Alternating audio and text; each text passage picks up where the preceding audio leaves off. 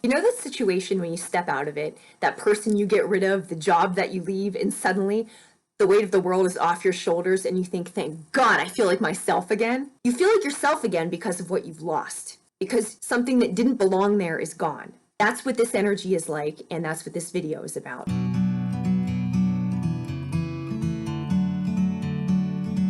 This full moon is in Ardra Nakshatra, which is in the constellation of Gemini in Vedic astrology. The energy is Rudra, storm, and Shiva, clearing energy. So this is a continuation of what we just saw in the total solar eclipse. We've been asked to look at our beliefs and look at all of the information that we're taking in and regurgitating, and what is that actually getting us? So we can fight all we want, we can think as contentiously as we want, but what is it that we're building? That was what November 30th was having us look at. November 14th, full solar eclipse, was having us look at Jeshta, having us take a higher perspective, and then Mula, looking at the roots of things. So wherever we happen to find ourselves, rather than staying the course, standing firm in wherever the hell it got us, we're looking instead at how did we get there? Why are we there? What's going on around us? Who are the people around us? Who are we surrounding ourselves with? Who is giving us a clearer picture of ourselves versus who is deluding us into believing something? Because remember, there are different ways that we can be deceived. Other people can do it intentionally, other people can misrepresent information, or we can delude ourselves. Deception comes in many different ways. But the fact is, illusion is something that is not clarity. Those are very different. So if it's not clear, it's not clear. So the ground has been kind of moving under us, and it's been this dark time where it reminds me of in Game of Thrones, the father, the Tywin Lannister. Everybody hated that man because he was so mean. He's so Capricorn because when he's making a decision for the next 3 generations. And that's what Capricorn does. So it's not anything necessarily that you like, but Capricorn needs you to get your shit together because we're making long-term decisions here. So bringing us back to the context of these moon cycles, they've been asking us to have a look around us and who we're surrounding ourselves with. What work are we doing in the world? How are we showing up each day? What are the words coming out of our mouths? What are the thought processes that we are now comfortable using? How are our friend networks? What type of personal development are we doing? How are we using our resources? How are we using ourselves as instruments of the divine? So the energy has been asking us to look clearly at things and begin to eliminate what doesn't belong on the path to our highest and best good. If we're looking to accomplish something in this life, not everything gets to stay. Now is a continuation of that with Ardra. Ardra is actually a nakshatra that is speaking for people who have been exploited. It's about directed anger. It's about directed aggression toward people who have exploited others. However you'd like to use that in your life, but consider that's the energy of right now. And so it's this clearing energy. And then in the next 2 weeks to 3 weeks, there are going to be Uranus transits, which Uranus is called the Great Awakener. And Uranus will, if anything's, Uranus will always surprise you. It's stuff that you don't ever see coming, comes out of left field, but it reconciles things that were out of alignment. It reconciles things that weren't right. So right now you have this storm energy and you have this clearing energy and you have this aggression that you have the ability to direct, and then in the next couple weeks you're still going to have things that are happening in your life. So essentially the ground is still moving, circumstances are still shifting, but now is a time when you can actually begin to take stock of who's around and what's around. One of the very prominent themes about what's been around is South Node, so things that have happened before, and Chiron, the wounded healer. These have to do a lot with our family, with our ancestry, with our roots, where we've come from, what we've learned. They're not always good things that we've learned, so they're not always good patterns that we're perpetuating. If this Christmas didn't feel amazing, that's because it was energetically, it was not necessarily a celebratory time. It was more a time when we're calmly assessing. So why does it matter what kind of person we are? Why does it matter who's around us? Why does it matter what our jobs are? Why does it matter how we speak to people? Why does it matter how we think about things? Because it does. By being yourself, and by being what you are, and by not being what you aren't, that is how you fulfill your mission in the world. That is how you fulfill your divine purpose. Do you notice each time you walk away from a situation that wasn't you, how much better you feel? You don't ever get something and say, God, now I really feel like myself. You lose something and say, wow, I feel like myself again. That process of expansion through elimination. That's the purpose of this energy. So to frame the video, in the big picture, the grand conjunction of Saturn is for the next 20 years. Jupiter is being activated in the next 3 months. And then the full moon is what's being activated now until the next 2 weeks. So that's just a short-term energetic cycle. The Jupiter is being activated from now until April, and then Saturn is a long-term transit. So I'll explain the energies, then I'll explain the readings for the individual signs, and then conclude with some thoughts on how you can work with the energy and some rituals you can do for New Year's. Last week, there was a grand conjunction between Saturn and Jupiter. And let me tell you what this means for you. First, in Vedic astrology, it happened within Capricorn, and it happened in the nakshatra called Abhijit, which is the victorious one, or the one who cannot be defeated. Now, this is a special nakshatra, and it's the 28th, and it's hidden in 2 other nakshatras. And there's a catch with this one. In order to activate the energy, one must be on a righteous path. So this is not an energy where you're going to have personal gain. Personal gain may be a byproduct of it, but Saturn, in this case, is about the masses. It's about the people. Saturn rules servants. And this energy, it wants justice for the people. So anything that you're doing has to be in alignment with a greater good, some benefit for humanity, some benefit for other people. So for example, if you're starting a business, it can be a business that also profits you, but the intention of the business, in order to use this energy, needs to be for the good of other people. Now, a little bit more about Saturn and Jupiter, what they mean. I'll give you 2 examples. I'll give you 2 examples. The first is kind of a shallow example, and then the other one is more meaningful. The shallow example is Coco Chanel, who always said, whenever you're dressed, take one element off. So what she was saying was there's greater elegance with a disciplined appearance. The second, not shallow example is Martin Luther King's letter from the Birmingham jail. If you're not familiar with that, in 1963, Martin Luther King Jr. was imprisoned for a brief period of time because of nonviolent activities. So he was constrained in jail, but what he had time to do during then, what he said, that was his best thinking probably of his life, because he was able to reevaluate all of his ideas and get very, very centered in exactly what he was doing and why. So this purpose that he felt and how he was enacting this purpose in the world, these came into alignment. And they came into alignment because everything else was constrained. He was in jail. He couldn't do anything else. So all he had was time to think. So that's the principle here. It's how simplicity yields greater elegance, and also the principle of elimination as a means for expansion. Usually when we want to get to a better place, we think of things like, what can I buy? What yoga class can I take to bring me greater peace? What can I watch? What can I learn? What can I listen to? What can I read? Usually it's about what else can I buy? This principle is saying something very different. You don't need more, you need less. You need less consumption through your ears so that your mind is clear, so that you actually have time to think. You need less consumption through your eyes, through your senses, because they all cloud you, because they all take up your energetic room, and they all divert your attention. When you are constrained, and many of us have been for a long period of time, when you are constrained, you are focused on what you're doing. Saturn is thought of in a bad way. And the thing with it, every energy is neutral. No energy is inherently, there are malefic energies and benefic energies, good and bad-ish, but essentially energy is neutral. It's just what you do with it. So for example, Saturn comes from Kronos, and Kronos came from an oppressed place, thus Kronos becomes an oppressor. There's the Greek story of Uranus, which was the sky and which was oppressing him, and how he overtook his father and then came to power and remained in power by eating his own children. That's where that saying comes from, about eating your young. Anything to keep in power.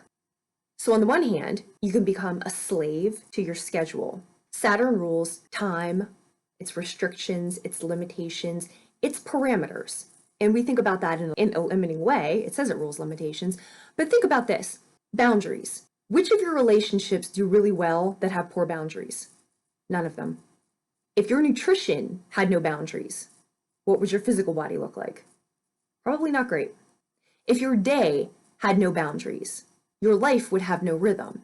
So on one hand, we think about boundaries, we think about parameters, we think about limits in a punishing way, but actually what they do is provide us structure, right? So that's on the one hand. Now Jupiter, we think about Jupiter. Oh, it's expansion, it's exciting, it's as if that's a good thing. Zeus is Jupiter. In the Greek mythology, Zeus was known for they would say a lot of affairs, but he had a lot of sex, and he had a lot of sex with a lot of different women. And he had sex with women even though their husbands would be upset, even though it would hurt their relationships, even though they would be punished or killed. We say seduced, but really he coerced them. He would trick them. He would rape them sometimes. So it's like the sex, while it seems like a good thing, and it seems like, oh, you can have everything you want, then what kind of person are you right now? So it's the same thing, right? So you can like have sex, you can have food, even if you think about it, like if you have education or if you have religion, what happens? It's not tied to any kind of grounded parameters. So all of a sudden you become a zealot, you become self-righteous, you become somebody who is not bounded by anything, which it's nice for your imagination, but if you need to live in the real world, you need parameters. You need boundaries. So the low expression of Jupiter, again, is a zealot and is gluttonous. And then the high expression of Jupiter is guru. It's a knowledgeable self. And it's also one of self-purification. So this is what the energy is asking you to do right now. Set yourself parameters for discipline and focus. Parameters, because they prohibit some things, lend themselves to purification, because you're only focused on a few things, but you're only focused on a few things that matter. So in this way, you'll be able to advance and you'll be able to see progress through the elimination of some things. Virgo, sun, moon, and rising. This full moon is taking place in your 10th house. 10th house is your career, your public reputation, your work in the world. This is how you express yourself in public. It's your public face, how other people see you. And here's where you have your conflict. 10th house is opposed to your 4th house. So it's this tension of who you are in public versus who you are at home. And is there consistency there? Usually people run into big problems because there's not consistency there. So in terms of your spiritual path, who you profess to be in public versus who you are in private, that's something that could collide right now. How people see you, how people understand you, what kind of feedback you're getting. That's the kind of conflict that you'll be experiencing during this full moon. And let it show you. Don't fight it, just let it show you. It could be something that you don't like, and what you could find are many different things. You could find that, again, there's incongruency with who you are at home versus who you profess to be in public. There could be incongruency with who you think you are versus how people are perceiving you, in which case alignment is necessary. There could also be incongruencies in how people are taking your message, how people are understanding your work, or actually, what is your work? Do you think it's no big deal? Have a look for real at what it is that you're putting out into the world. Jupiter's trying to expand you in your house of creativity. So it could be a situation where you are maybe overshooting what the parameters of what you're able to do right now are in such a way that it falls short.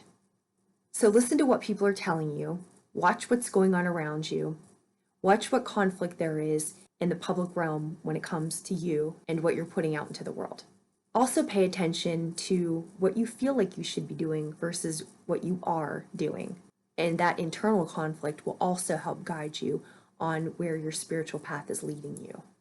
But again, in the area of your creativity, all of these things will inform you what you should be doing, what you will be doing. It will be leading you towards your path to enhance your creativity.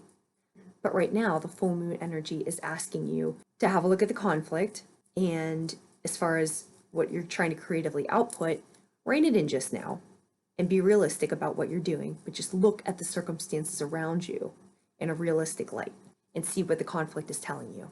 I'll just show you what I'm doing for this one. First thing is okay, can you see this? A wand. I cast a circle. So wherever I'm sitting, I clear the space energetically, but just walk around, and wands are air energy. So I just walk around the space and just cast a circle. And what that does is physically creates this space where I will be conducting my ritual. Light a candle, of course. Fires are clearing energy, and fires also help elements change forms. Take a journal. Actually, this new year, start a journal. No matter what you're doing, go get one that you like. Go get one.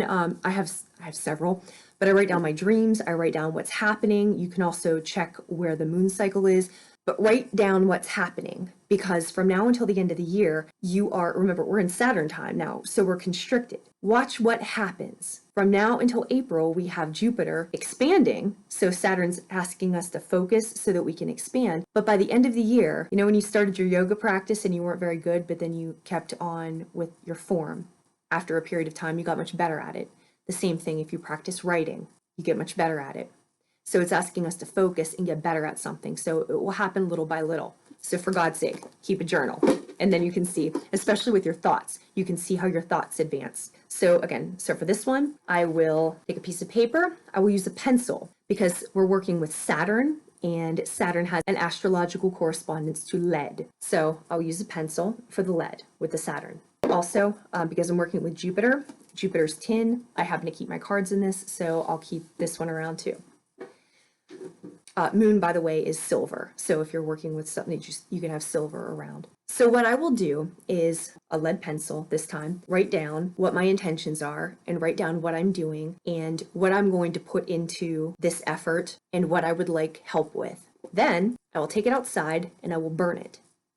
And here's why I burn it. Intentions are in your head. They're thoughts that you have. They can be energies that you have. You write them out. That takes a different form. Written form is different than thought form. If you want to put them then into the universe, into the unseen world, burn the paper. Smoke blends in with the air. It changes forms. And also the paper turns to ash, changes forms. The ash falls to the ground and is absorbed into the earth. So at both a symbolic level and a physical level, your intentions change forms, go into the universe, and go into the earth. And that's what I will do. If you're interested, I'm curious what kind of rituals you do.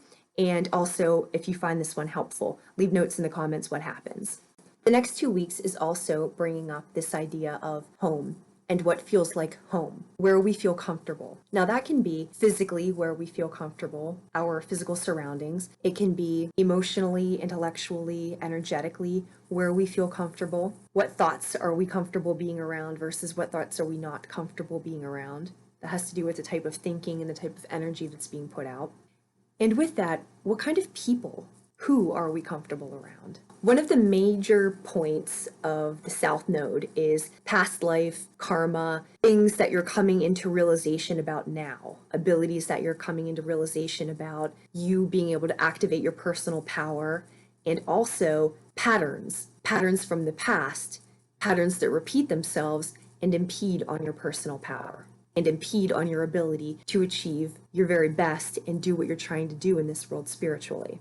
If you are a person who is constantly looking to advance, what doesn't occur to you is that not everybody else is looking to advance. You imagine everybody to be as, so like spiritually ambitious, that's not the right word, but you imagine everybody to be as motivated as you are just because you are, and that's how you think. And that's one of the very difficult lessons of right now, is that not everybody is looking to achieve what you're looking to achieve. Not everybody is on the path that you are on. And while that's okay, because everybody's allowed to have their own path, what it does mean is that when you get to certain places, energetically, you are no longer a match for people who are not in those places, to the point where it becomes physically uncomfortable being around them. Now, from a 3D perspective, like from a conflict perspective, somebody would be observing and say, oh, there's nothing going wrong there. Nobody said anything. There's no overt hostility. Everything seems to be okay, as if you were just looking at it, observing it. However, if you're a person who is highly sensitive to energy, if you've been working on yourself and you've been clearing out what blocks aren't there, your bad patterning, the behaviors that stand in your way, if you're a person who's been doing your inner work, the people who haven't been doing their inner work, it comes to a point where you no longer fit in the room with their energy. You've heard the saying, love and fear, two different energies, cannot exist in the same space. It becomes like that with people. So if you find yourself in these coming weeks, and if it happened to be like that over the holiday season, where it was just really awkward being in the room with people, it can go anywhere from a little bit awkward to grossly uncomfortable to where you're actually physically sick. Maybe you're having nightmares before you go. Maybe you're having bad dreams. Maybe you're shaking. People have very adverse physical reactions to this, and it's because the energetics are so mismatched. There's no way to reconcile it, but it's a tricky thing to say without it sounding like there's ego attached to it. It's just really uncomfortable, really uncomfortable. And so that could be something that you've been facing in these past couple weeks, and it's probably not going away. But what this full moon is going to be doing is illuminating those areas even more. The things which are no longer energetic matches for you. So the things that no longer belong in your life. And it's not a hard thing to let them go because they're just so uncomfortable to be there anymore that they'll just go. But the full moon will illuminate them for you.